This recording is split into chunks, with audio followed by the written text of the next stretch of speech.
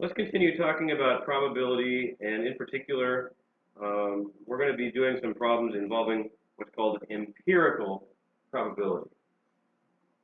Empirical means numbers that cannot be predicted, but you have to go out and take a survey in order to measure them.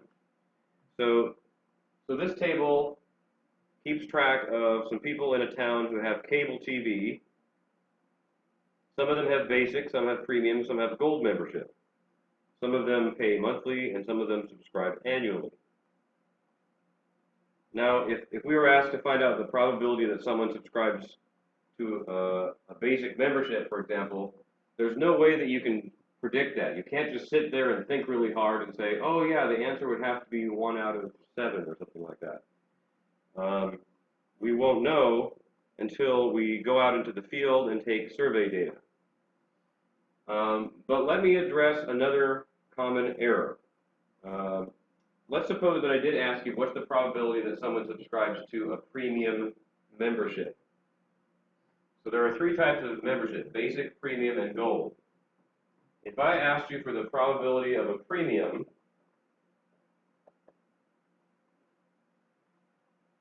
the most common misconception is that that would be, well, let's see. There are 3 kinds. There's basic, premium, and gold. 3 kinds, 3 levels of subscription, and premium is only one of them. So maybe that probability would be 1 out of 3. That is incorrect, because there are different numbers of subscribers at each level, and it's the number of subscribers that matters. It's not the number of levels that matters, okay? So that, again, is a common misconception that I want you to avoid. So in order to correctly answer the question, we have to take a survey. Hey, people in this town, how many of you have a basic membership? 8. Well, of course, the cable company will have all those records in its file. And on your handout, these are all numbered in thousands, but on this chart, I've just abbreviated them without the thousands. Now, here's a really important key to these problems. You should make row totals and column totals. So just to be clear here, basic is the header of the first column. So that means that all these people in this column use the basic cable package. Maybe that's the one that has, like 20 channels without all the fancy sports. And then there would be another level premium. Everybody in this column is premium, and everybody in this level is gold. And then divided by a different dimension, there are those people who pay monthly, and that would be everybody in this row. And then annual subscribers would be everybody in that row. Notice that the different kinds of package, like basic and premium, don't overlap each other. They're completely separate. Monthly and annual don't overlap each other. They're completely separate. However, the 2 dimensions do have intersections. So there are some people who subscribe monthly and to a basic membership. Right? The monthly row does intersect with the basic column. And where we see an intersection like that, we use the word and. So these are all the people who have basic cable package. These are all the people that pay monthly.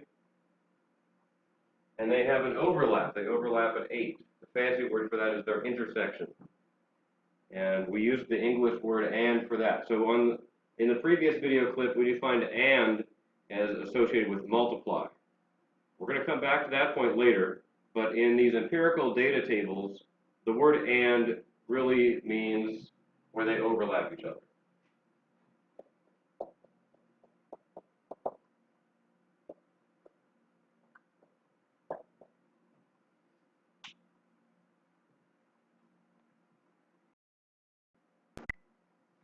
Anyway, back to my point. It's important to make row and column totals. So let's make, if we make another column that says total on top, then we're really going to be finding row totals. For example, what's the monthly total? 8 plus 6 plus 2, that adds up to 16. So there's a total of 16,000 monthly subscribers. Okay, I'm sure you could fill in the rest. What's the total number of annual subscribers? That would be across this row, 8,000.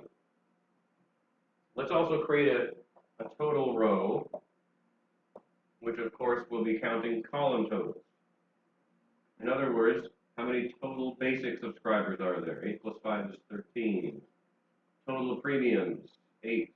Total gold members, 3,000. In fact, we can even find the total. 13 plus 8 plus 3 is 24,000. And that's also the same as 16 plus 8. So 24 is the grand total number of subscribers in the whole problem. So it's very important that you understand exactly what all of those numbers mean. What does this 2 mean? There are 2,000 what? 2,000 subscribers who have the premium package and pay annually. Remember, and means overlap. There are 3,000 subscribers who what? 3,000 total gold package members. And 24,000 subscribers altogether. Okay, so we need to be very clear on what all those numbers mean in order to answer the following questions. Question number 1, if you choose a subscriber, what is the probability that she chose a premium membership? So remember that whatever you're choosing among, in this case, subscribers, that goes on the bottom of the fraction. And this word is not qualified at all. It includes all the subscribers, so all 24,000 of them. What is the probability that that subscriber is a premium member? Okay, so that means that we need to count all the premium members. The total premium members, there are 8 of them. That reduces to 1 over 3. Make sure you are perfectly clear on where those numbers are coming from.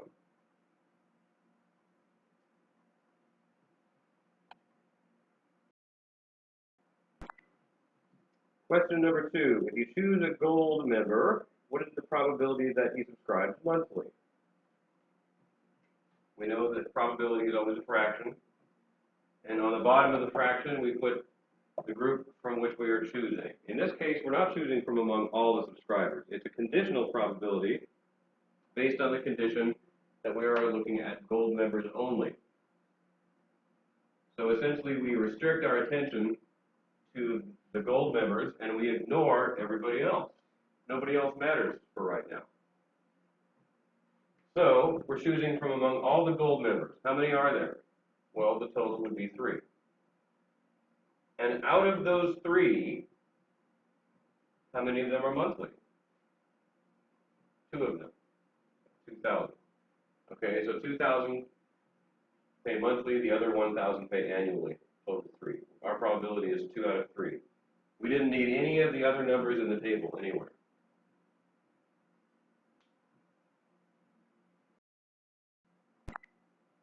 And in the third problem, I've switched around the condition from the second problem. So this time we're going to be choosing a monthly member. If you choose a monthly member, what is the probability that she has a gold membership? Is it going to be 2 over 3 again? Do you think you're going to get the same fraction if you reverse the conditions? Well, let's find out. It's going to be a fraction. What goes on the bottom of that fraction? The number of monthly members. We're choosing from among monthly members, and the monthly members are the first row. We're choosing from among all the monthly members, of which there are 16,000. And out of those 16,000, how many of them are gold? 2,000.